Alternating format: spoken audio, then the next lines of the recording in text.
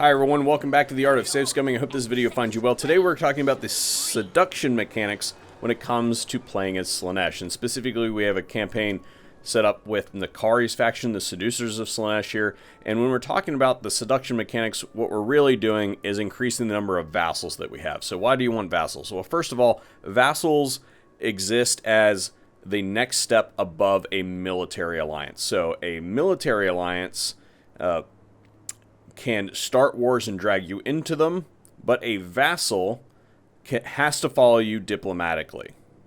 So you get all the controls that you want in the war coordination menu, but they can't start wars. They can only be drawn into wars by being attacked, and they have to follow you diplomatically.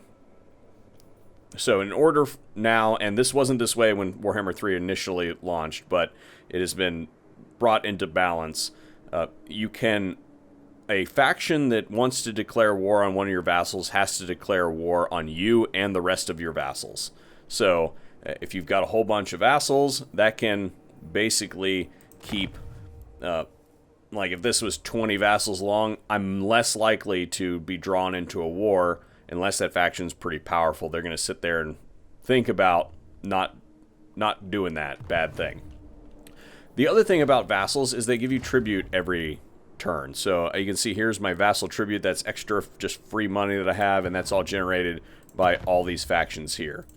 So how do you get vassals? Well, first of all, there's the normal way that you do it through traditional diplomacy mechanics that many factions can take advantage of, but Slaanesh has the seductive influence mechanic.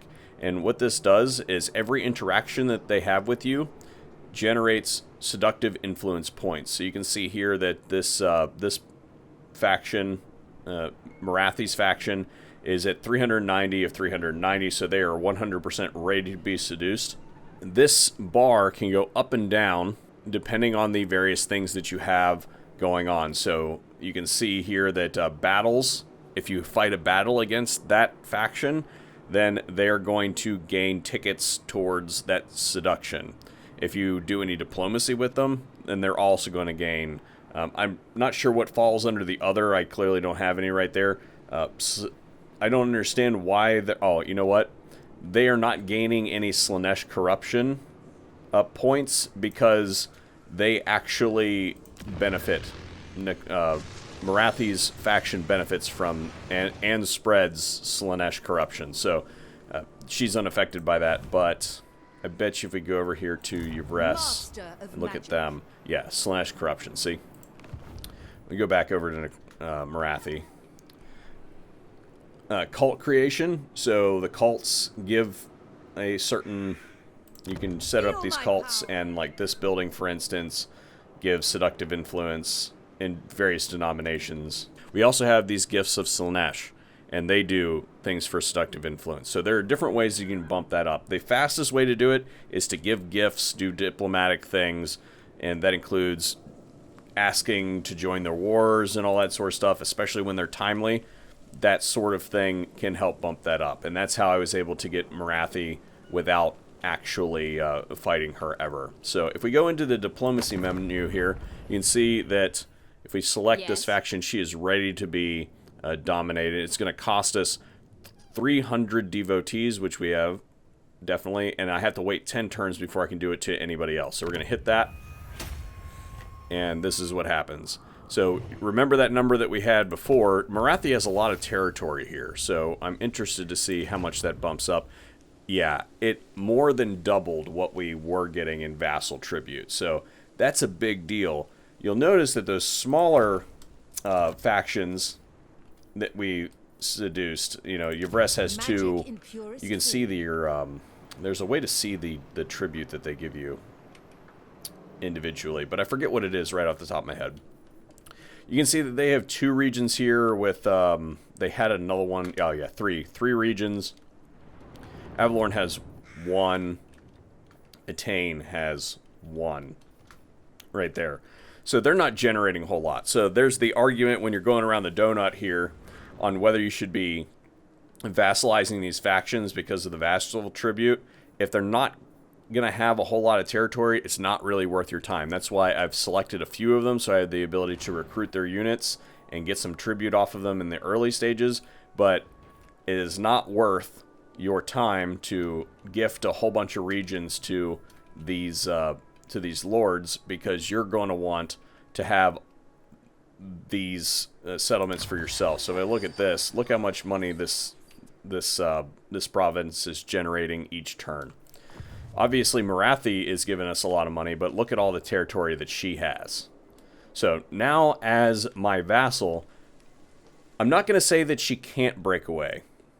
I think there's still a way for the vassals to break away, but it used to be worse. Like, they could just up and leave at any point in time. They could just break your vassalage, but now that has been corrected by CA, and I believe that it's just really hard for them to break away. I think that in order for a faction to break away, they have to deplete the seductive influence all the way down to 0 for them to be able to break away. Now, I cannot confirm that because I've never actually had a faction do that, because there are things that are in your best interest to do to your vassals. It is in your best interest to do a little bit of punishment to your vassals, which is very thematic for Slaanesh, to continue not only to keep that seductive influence high, but it also gives you other things. Like, you can see here that Marathi has, in her entire faction, has 9 gifts of Slaanesh, and each time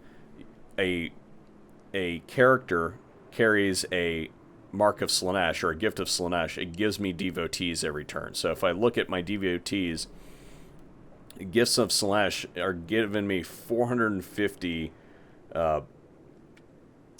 devotees per turn. So that's just background, and I haven't done very many of those. You can get this to snowball completely out of control.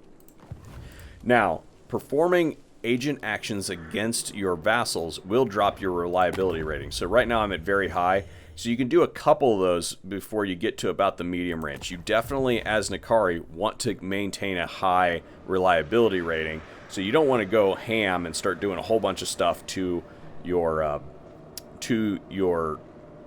not only settlements of your vassals, but the armies as well. But it is in your best interest to set up some of these cities, or not cities, some of these cults underneath. I'm thinking under cities because I'm a Skaven player. Some of these cults in the regions of your vassals. And you can see that if I look at Attain here, they have a change 10 per turn. And that's from some gifts and some cult creation. Same thing here, if we look at Eltharion, they got to change it plus 10 per turn. So they're in no danger of ever having anything like that happen. Now, the other thing about these gifts that I wanted to note is, do we have Eltharion? Do we have him have eyes on Eltharion? Oh, no, they're up here. Let's see. Who is this? Alariel. She has the gift of Slaanesh, and she's a legendary lord. The only way that she can get that gift of Slaanesh off of her is to defeat a Slaaneshi lord in battle. So she has to fight me. Well, she's my vassal. She's not going to fight me. So she gets that permanently as long as her faction doesn't win against a Slaaneshi lord or get wiped out. So as long as she is active on the campaign map, I'm going to continue to get the devotees from this and the rest of the benefits. She's going to spread Slaanesh corruption for me and all that sort of stuff every single turn. So it's in your best interest to spread that around as much as possible.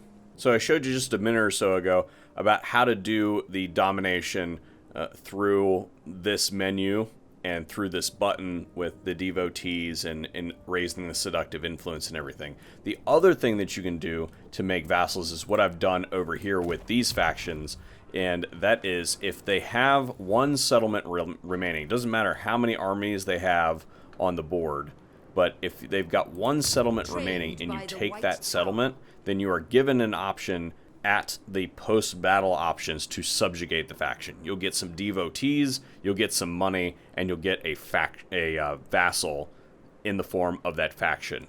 There are also periodic places around the map where there are viable starting locations for factions that no longer exist, that if you capture that settlement, even if it's owned by another faction, that you can re-raise that faction that has been eliminated and generate a vassal out of them. So For instance, Port Reaver here, I believe there's a minor Empire faction that starts there. I was given the option to create a vassal there. I obviously did not do that here because, you know, that minor faction isn't doing anything for me. I'm actually here to conquer this territory for myself, trade some of it to Marathi, and keep a portion of it for myself. I'm not interested in creating another vassal in the region because I already have one to gift the regions to. So you might ask yourself, hey, what about these cults? What do I do with them? How do I set them up? And what good are they? So each of the demon factions has the ability to set up cult buildings. Most of the time it's a background mechanic, and it will just happen randomly depending on the corruption that is present in a particular province. Slaanesh, on the other hand, has this as a primary mechanic.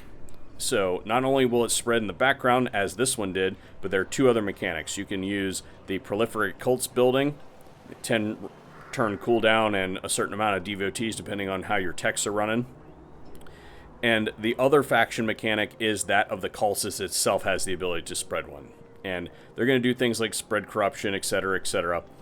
But if we look at the cult itself, there are 4 options for Slaanesh.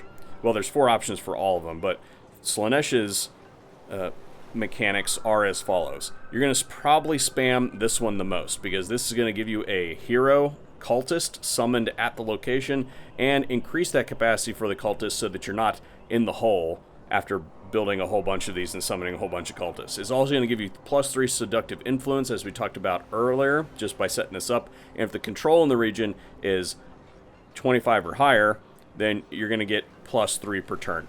And if that is the case, you can see here we've got high control, but if you look here, that will be in green. So all of these are in green. That supplemental statement there, if this one is income +3 seductive influence, the income is definitely over 300.